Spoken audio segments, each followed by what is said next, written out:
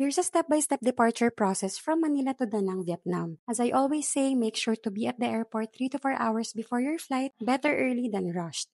First, pay your travel tax. You can do this either online or at the airport. Next, get your boarding pass or drop off your check-in baggage at the counter kung meron man. Then proceed to immigration and security check. By the way, Vietnam is visa-free for Filipinos, so no need to worry about that. For immigration naman, I usually prepare these documents just in case. Ayan, nilista ko na dyan isa-isa. Ang mga tanong lang sa akin ay kailan ang balik at kung saan ako nagkatrabaho. After that, head to your boarding gate. We flew via Cebu Pacific and the flight time to Da Nang is about 2 hours and 40 minutes and 1 hour ahead tayo sa kanila.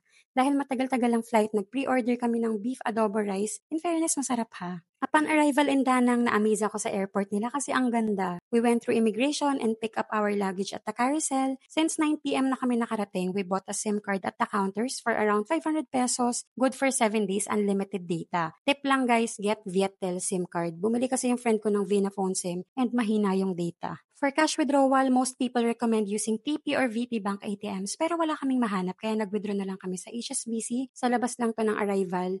I used my GCash card and my 100 pesos na charge lang. Finally, we headed to the airport pickup area. From arrivals, you'll see the signage. Go there and you can easily book a Grab ride. We stayed at Center Hotel, just around 12 minutes away from the airport. Super convenient. That's it. Let me know if you have any questions.